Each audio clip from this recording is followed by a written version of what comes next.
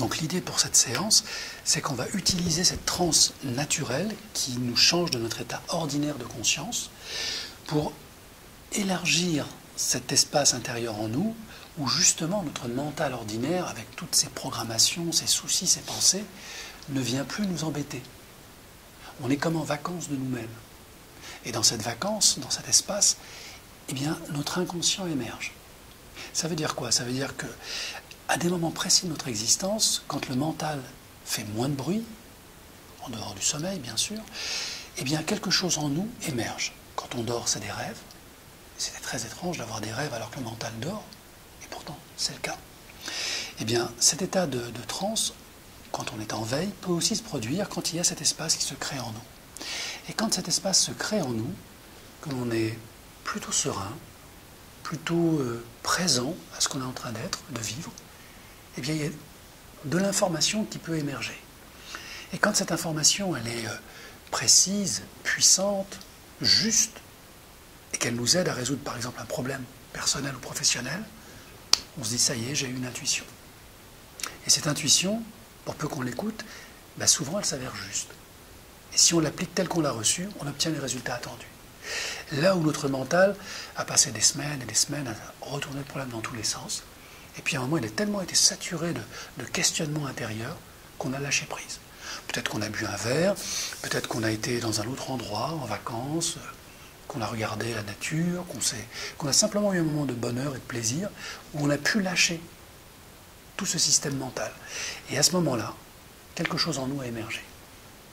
Cette technique de transe hypnotique et naturelle, c'est celle qu'utilisent les comédiens, les artistes, les écrivains, les poètes, les politiques aussi, quand ils ont besoin de faire passer un message profond et important, ils ont besoin non pas de l'apprendre, mais de le laisser jaillir. Et ils ne sont jamais meilleurs quand ils sont spontanés. Alors le paradoxe, c'est que cette spontanéité, ça s'apprend. Ça s'apprend en cours d'hypnose, dans les grandes écoles, dans les cours de théâtre, etc., etc. Donc je ne vais pas vous enseigner toutes ces techniques, ça prendrait quelques mois. Je vais simplement vous aider à redevenir consciemment compétent. Parce que l'hypnose, c'est quelque chose qui est déjà là en vous. À certains moments de votre vie, vous l'avez utilisé. Donnez-lui le nom que vous voulez, mais à certains moments de votre vie, sans savoir comment ni pourquoi vous saviez.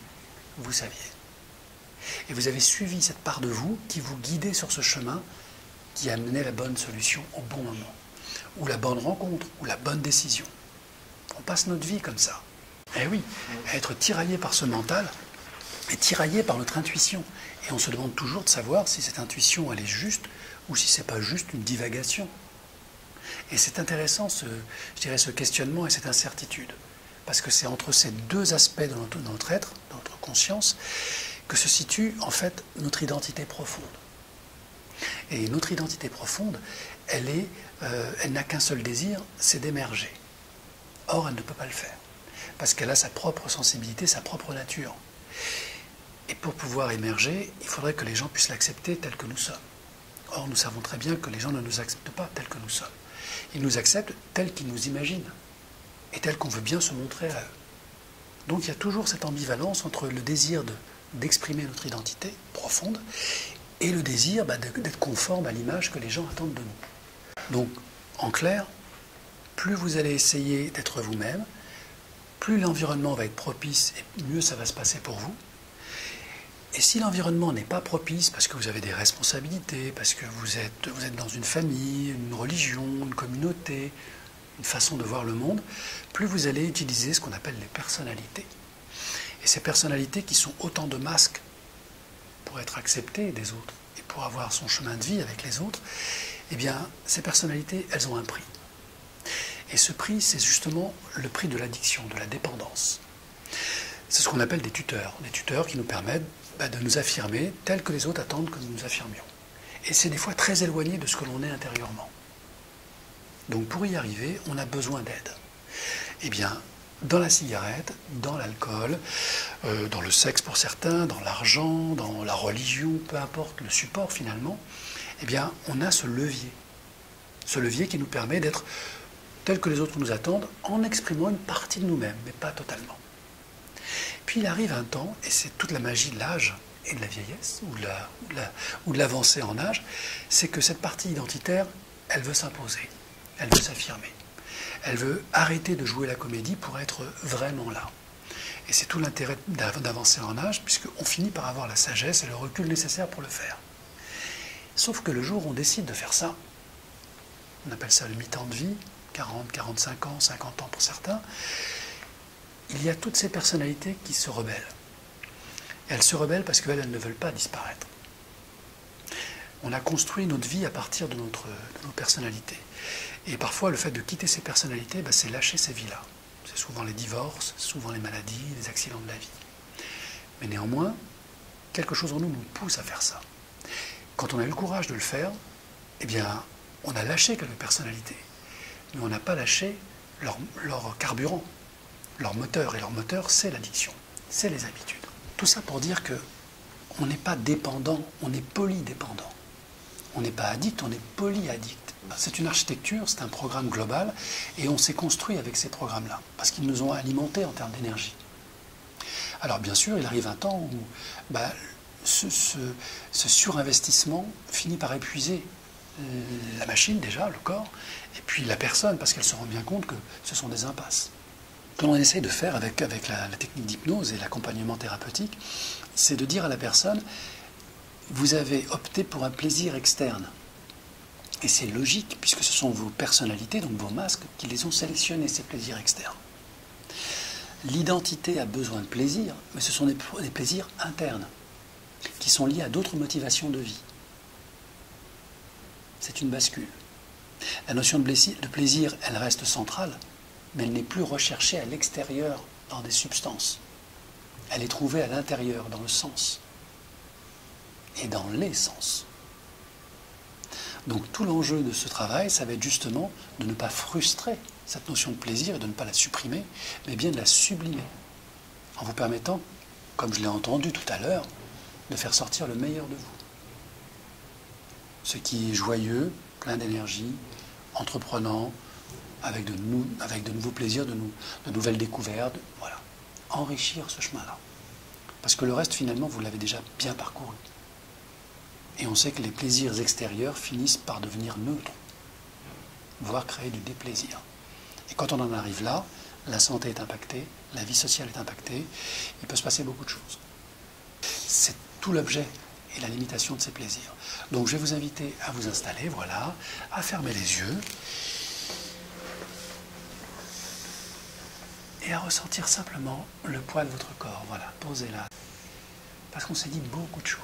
Et ce qui est très intéressant dans ce qu'on s'est dit, c'est surtout tout ce que vous n'avez pas entendu et que votre inconscient a parfaitement enregistré. Alors bien sûr, le mental fait ce qu'il peut et de son mieux. Et je sais qu'il a bien fait, beaucoup fait pour vous durant toutes ces années. Alors pendant que vous concentrez simplement votre attention derrière le rideau de vos yeux fermés sur ce que pourrait être cette séance d'hypnose pour vous, cette séance de lâcher prise, cette deuxième tentative, qui est peut-être la dernière, peut-être la première, je ne sais pas. Peut-être la première des dernières. En tout cas, peut-être celle qui est absolument nécessaire de ne pas reproduire quand vous aurez connecté ce que vous voulez vraiment ne plus être.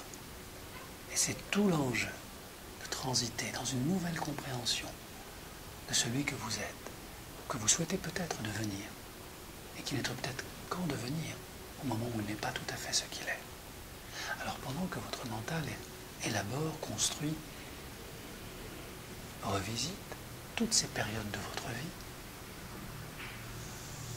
où les dépendances, les addictions, les voyages, les plaisirs ont été autant de chemins intéressants, passionnants parfois, décevants sûrement. Une autre part de vous se mobilise maintenant, naturellement, car elle a toujours été présente, même quand vous étiez absent. Je veux parler de votre inconscient, qu'il est là où vous n'êtes pas. Car là où vous êtes, votre inconscient n'est pas au moment où, justement, lorsque lui émerge, votre mental disparaît. Et plus celui-ci disparaît, plus votre inconscient trouve sa place.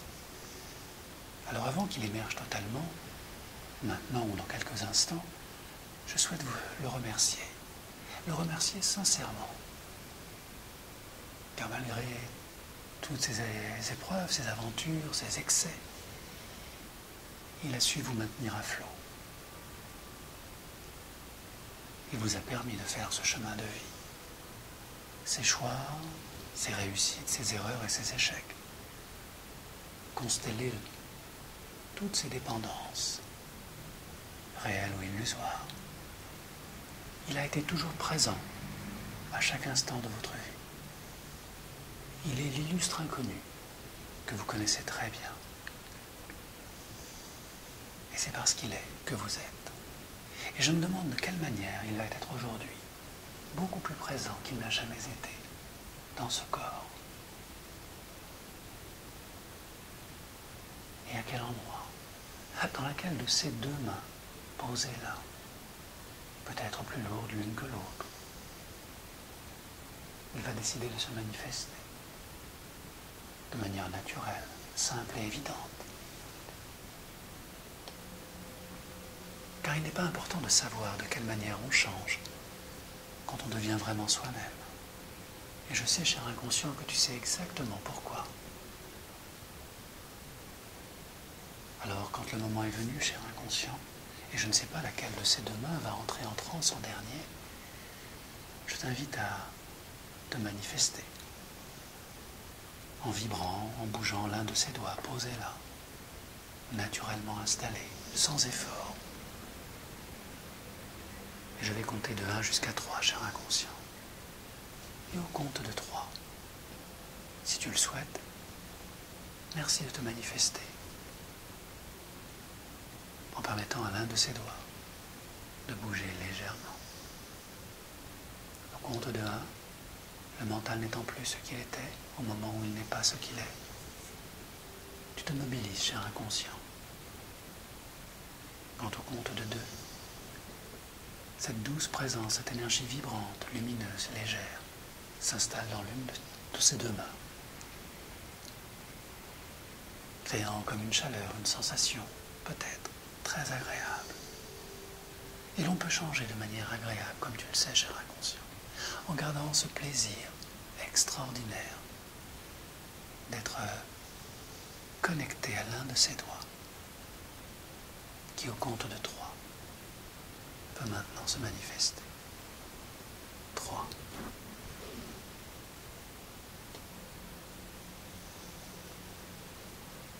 Voilà, prends le temps nécessaire pour toi, cher inconscient, d'installer dans cette main toute l'énergie, le plaisir et la joie du changement, afin que cette personne, posée là, calmement, sereinement, puisse accueillir de manière surprenante cette vibration de la vie qu'est le changement. Et lorsque cette vibration est parfaitement installée, merci, cher inconscient, de me le signaler avec le doigt qui dit oui.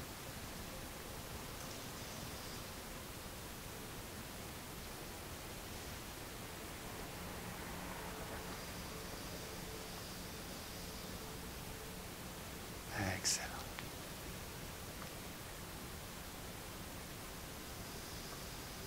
Et maintenant que cette vibration est installée dans cette main, je te propose d'augmenter sa vibration.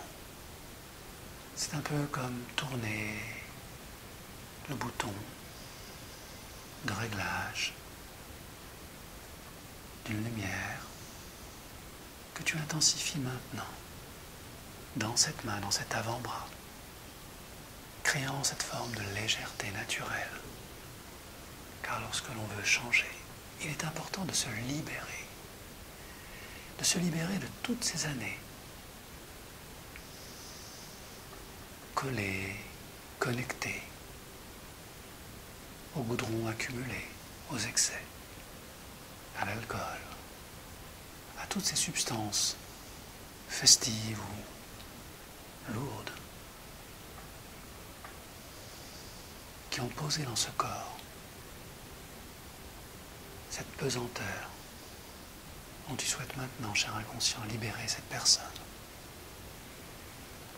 Alors je ne sais pas de quelle manière tu vas t'y prendre, cher inconscient. Mais lorsque le moment est venu pour toi, juste permettre à cette main légère de s'extraire de la pesanteur des choses, comme attirée vers un ciel plus bleu, purifié, nettoyé, lâchant toutes les souffrances du passé. Et lorsque tu es prêt à entreprendre ce voyage dans cette main, cher inconscient, posez-la, lumineuse et légère. Merci de me le signaler avec le doigt qui dit oui.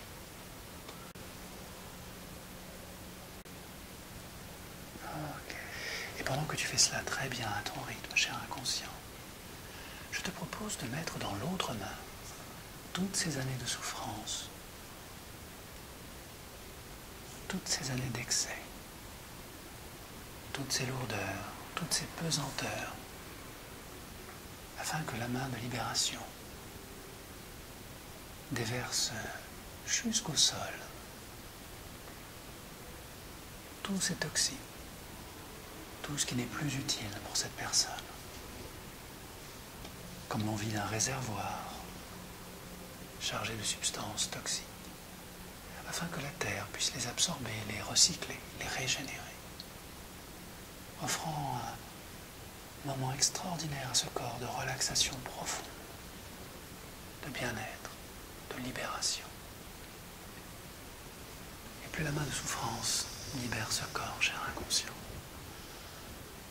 plus la main lumineuse de guérison se libère à son tour, s'élève, comme attiré au poignet, un fil posé, le fil de la marionnette qui décide de se libérer de la dépendance. Car qu'est-ce donc une dépendance si ce n'est un fil qui nous tient accrochés à un maître invisible.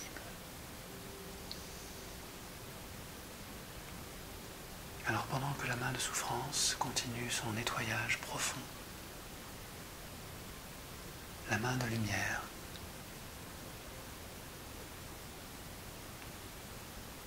accueille de nouvelles façons de faire pour permettre à cette personne de grandir, de se libérer de ses contraintes passées, de ses addictions. Je t'invite, cher inconscient, à connecter dans la main de guérison de merveilleuses motivations. Car lorsque l'on guérit, ce n'est pas seulement pour soi. Lorsqu'on se libère, on libère aussi les autres, des êtres d'amour.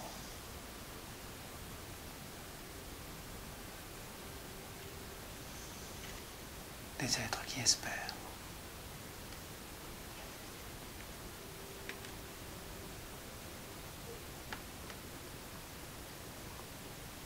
Guérir, c'est se reconnecter à soi. C'est signer un contrat que l'on respecte, celui qui consiste à ne plus s'abandonner soi-même, à ne plus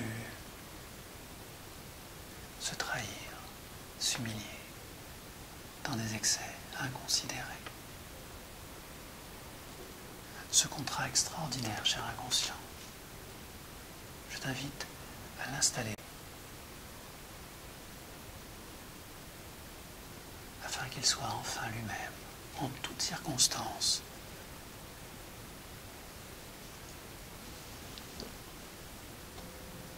dans cet état de santé extraordinaire, de joie aussi. Et je te propose de faire en sorte que la main de guérison de Didier ici présente puise dans l'infini univers des possibilités toutes les solutions simples et efficaces facile à mettre en œuvre dans sa vie. Que ces solutions soient réelles, absurdes, imaginaires, incroyables. Merci, cher inconscient, de les tester toutes, afin qu'elles s'adaptent parfaitement à la nouvelle vie de Didier.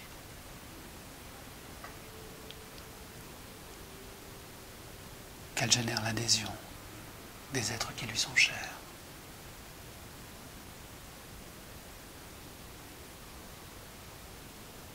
Que ces solutions testées prennent en compte tous ces anciens ancrages avec ses anciens amis, afin que tous puissent être préservés dans la légèreté, la joie et l'insouciance.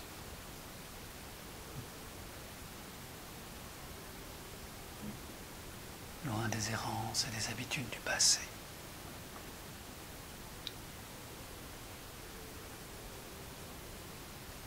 Alors voilà, cher inconscient, pendant que la main de souffrance continue à se purifier, tous ces états d'être, tous ces vieux ancrages se libèrent et de nouveau peuvent émerger dans la main des solutions, à laquelle je demande, cher inconscient, en compte de 3, de choisir la meilleure solution, la plus efficace, la plus simple, la plus pérenne pour Didier. Celle qui va lui apporter tous les bénéfices espérés et mieux encore.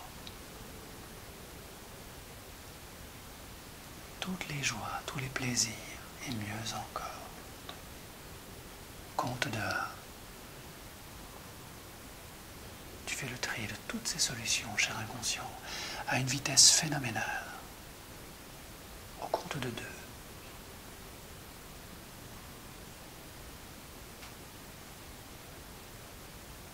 Tu sélectionnes les solutions les plus efficaces, les plus simples et les plus pérennes.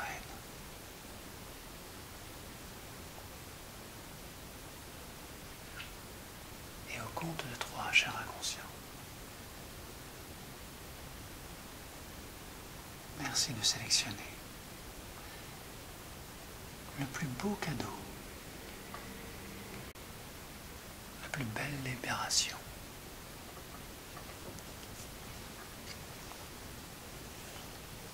Qui fasse de cette deuxième tentative la plus belle réussite dans la vie de Didier.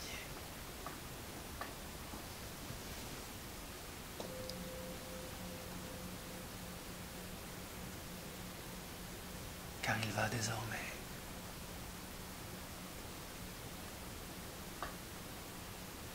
accéder à sa plus belle création grâce à la main des solutions.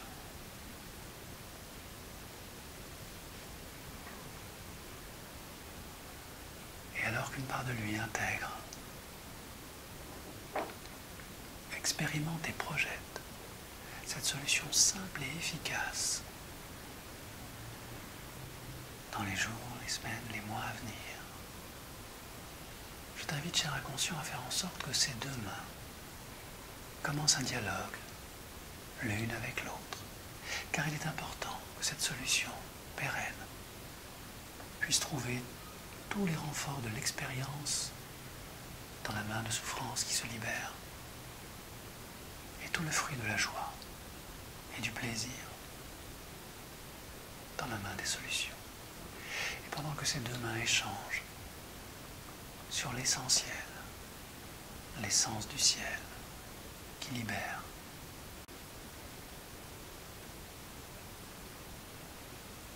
elles se mettent d'accord pour travailler de concert et ensemble afin d'installer définitivement au matin cette extraordinaire et puissante libération.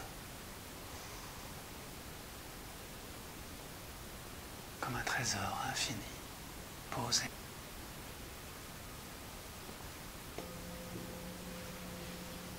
Et lorsque tu es prêt, cher inconscient, si tu le souhaites, je te propose de faire en sorte que ces deux mains se rejoignent à l'endroit de ce corps où tu poses maintenant ce trésor, afin que ces deux mains travaillent ensemble avec efficacité à purifier, nettoyer, renforcer, assainir ce corps qui en a tant besoin.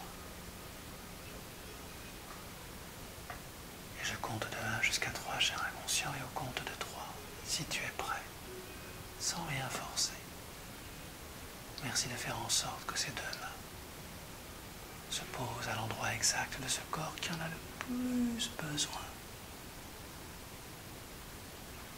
afin d'intégrer cette solution extraordinaire, ce trésor infini, cette libération puissante, lumineuse, rayonnante, dans ce corps posé là.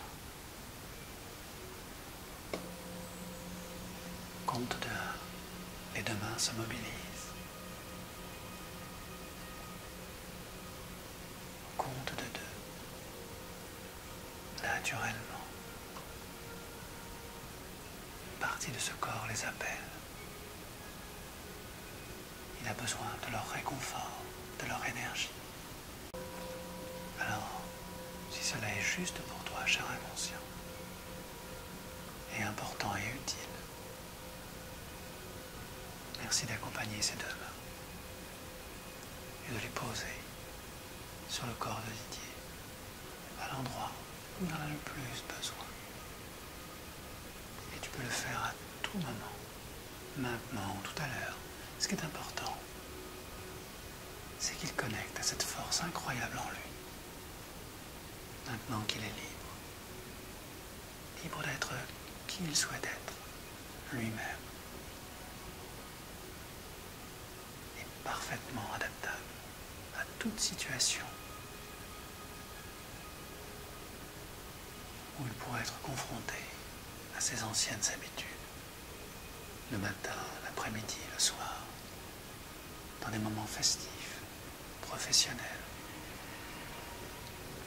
et où il demeure, cet être lumineux qui un soir s'est rencontré lui-même dans un fauteuil, posé là, et que rien ni personne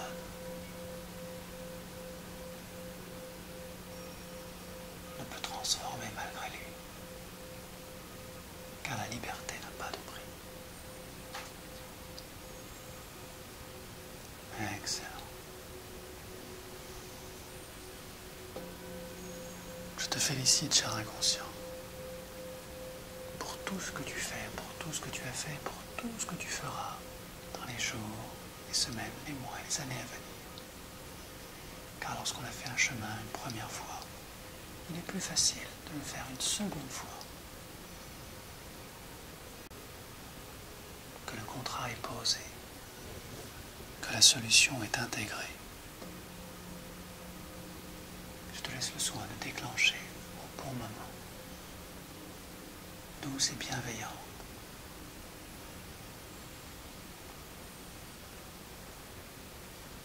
permettant de reconnaître cette force douce et bienveillante et cet acte d'amour en passant ce contrat.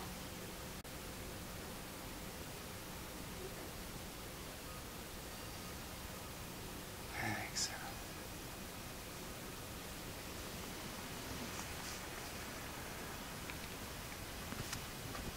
Je vais compter maintenant de 3 jusqu'à 1. Et au compte de 1, sans forcer, sans savoir pourquoi, le mental reviendra découvrir cette extraordinaire énergie qui attend le bon moment pour s'installer, pour gérer toutes les étapes utiles et nécessaires, sans excès, avec légèreté et humour, avec calme aussi. Et toute la créativité contenue dans cette solution unique, cher inconscient, que tu viens de déposer à l'endroit de ce corps qui en a le plus besoin et où ces deux mains se posent au bon moment, comme un ancrage qui s'active et se réactive à chaque instant lorsque cela est nécessaire. Exactement comment utiliser ce déclencheur. Au compte de 3, tout le calme et la sérénité de ce corps s'intensifient. Au compte de 2, cher inconscient, je te remercie et te laisse partir calmement. Alors au compte de 1, le mental entre comme un gant.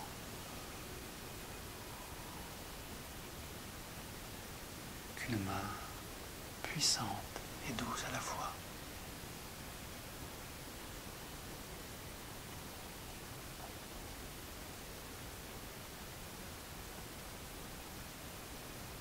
reprend les rênes d'une vie.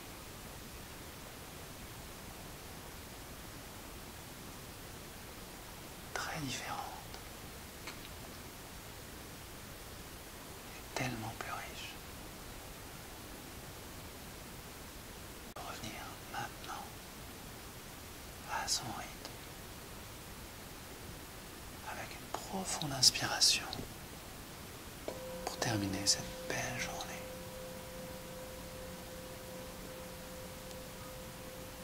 Maintenant. Merci.